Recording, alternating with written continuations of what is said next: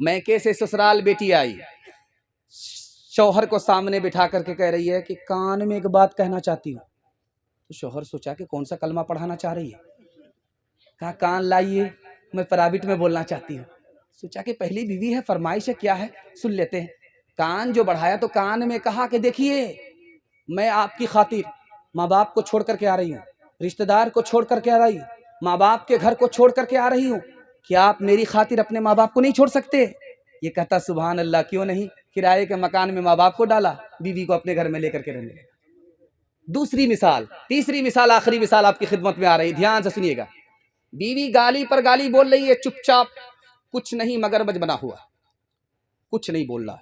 जब सुनते सुनते सुनते सुनते पक गया, आजिज आ गया, तो क्या करके कहता है कि तू तो बीवी है, तेरा रिश्ता बहुत नाजुक है, काश के तेरी जगह मेरी माँ होती तो हड्डी पसली एक कर देता। मौलाना अली मियां नदवी रहमतुल्लाह अलैह बहुत बड़े आलिम है, दुआ कीजिए अल्लाह उनकी कब्र को नूर से भर दे।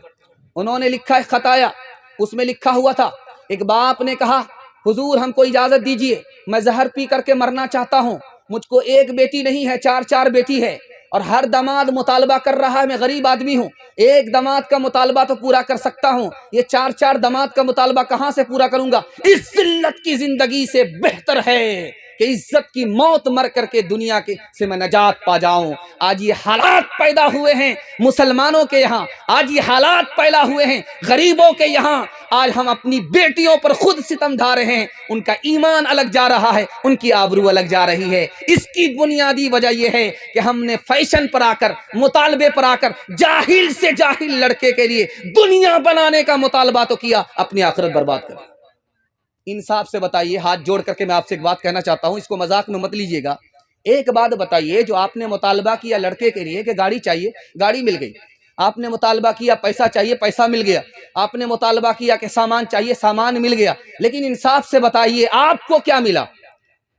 बेटी दामाद को तो मिला, लेकिन आपको क्या मिला? दूसरे की दुनिया बनी और आपने अपनी आखिरत बर्बाद कर ली। ये कैसा सौदा है? जिस वक्त आपसे सवाल होगा उस वक्त ये बेटी खड़ी होगी, उस वक्त ये दामाद खड़ा होगा, उस वक्त ये बेटा खड़ा होगा, उस वक्त ये बहू खड़ी होगी, कोई खड़ा नहीं होगा। खुदा के वास्ते अपनी बेटियों के ईमान को बचाइए, आबरू को बचाइए, वरना सिर्फ इसी मुतालबे की वजह से हमें जन्नत से अल्लाह महरूम कर देगा। हाथ उठा करके वादा कीजिए, इंशाअल्लाह बेटा की शादी फ्री में नहीं होगी। हाथ उठाइए। अच्छा, ये जो हरवा चौक है, यहाँ बिरादरी है कुलैया बिरादरी। ये इतनी चालाक बिरादरी है, मैं इमामत कर चुका हूँ, दिखाने के लिए जा रहा हूँ। आप सोचेंगे तरफदारी की बात नहीं कर रहा हूँ, मैं अपनी बिरादरी के खिलाफ बोल रहा हूँ। मैं शेख बिरादरी से मेरा ताल्लुक है, ये कुलैया बिरादरी है, इतनी चालाक बिरादरी है ये, अपनी बेटी का रिश्ता ये शेख में नहीं तलाश करती। अपना बेटा अगर कोई होनहार हो गया, डॉक्टर हो गया, प्रोफेसर हो गया, इंजीनियर हो गया, तो अब कुलैया बिरादरी की लड़की इसके बेटे के लायक नहीं है। अब ये कहाँ रिश्ता तलाश करती है? सात समंदर पार, बूसापुर में, ईसापुर में, पैसापुर में। जानते हैं क्यों? इसकी बुनियादी वजह यह है, यहाँ पैसा नहीं मिलेगा, सामान तो मिलेगा, पैसा नहीं मिलेगा। और वहाँ क्या मिलेगा जानते हैं?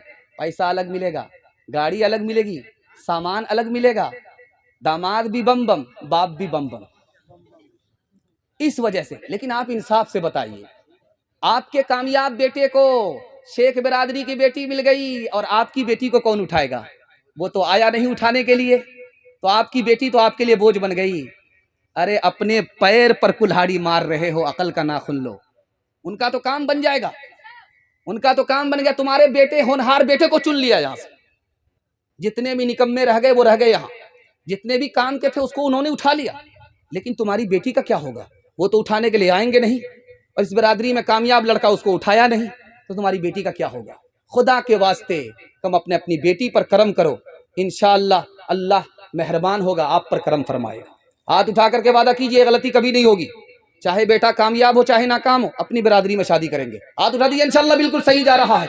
ओ दुनिया वालों छोड़ दो आदत जहेज की, अच्छी नहीं ये रीत रिवायत जहेज की। ओ दुनिया वालों छोड़ दो आदत जहेज की, अच्छी नहीं ये रीत روایت جہیز کی سب سے بڑا جہیز ہے، اے دوست تو دلہن پھر اس کے بعد کچھ نہیں قیمت جہیز کی۔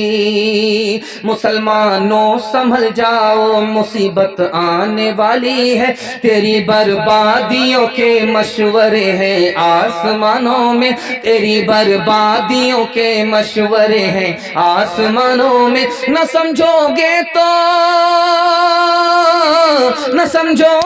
تو مٹ جاؤ گے اے ہندوستاں والو، تمہاری داستاں تک بھی نہ ہوگی داستانوں میں، تمہاری داستاں تک بھی نہ ہوگی داستانوں میں۔ بل جلسہ ختم ہو گیا، وعدے پر آ جائیے، میں آپ کو گارنٹی لے کر کے جاتا ہوں کہ آپ کے گھر میں کبھی آفت نہیں آئے گی۔ آفت آتی ہے گناہ کی وجہ سے، آفت آتی ہے حرام کمانے کی وجہ سے، آفت آتی ہے غلط ماحول کی وجہ سے۔ ہاتھ اٹھا کر کے وعدہ کیجئے انشاءاللہ گناہ نہیں کریں گے، غلط نہیں کمائیں گے، غلط ماحول میں نہیں جائیں گے۔ 3 کام پر کھڑے ہو جائیے، اللہ آپ کو سربلندی پر کھڑا کر دے گا، آپ کے مستقبل کو روشن کر دے گا۔ اللہ کی عبادت کریں گے انشاءاللہ، رسول اللہ کی اطاعت کریں گے انشاءاللہ، مخلوق کی خدمت کریں گے انشاءاللہ۔ نہ کتابوں سے نوازوں سے نظر سے پیدا، دین ہوتا ہے بزرگوں کی نظر سے پیدا۔ نہیں سیکھا انہوں نے دین رہ کر شیخ کے گھر میں، پلے کالج کے چکر میں، مرے صاحب کے دفتر میں، تھے کیک کے چکر میں تو روٹی بھی گئی، بڑی شے کی طاق میں تھے تو چھوٹی بھی گئی، نہ مانی بات وائز کی، تھے پتلون کے چکر میں تو لنگوٹی بھی گئی۔ وآخر دعوانا ان الحمدللہ رب العالمین۔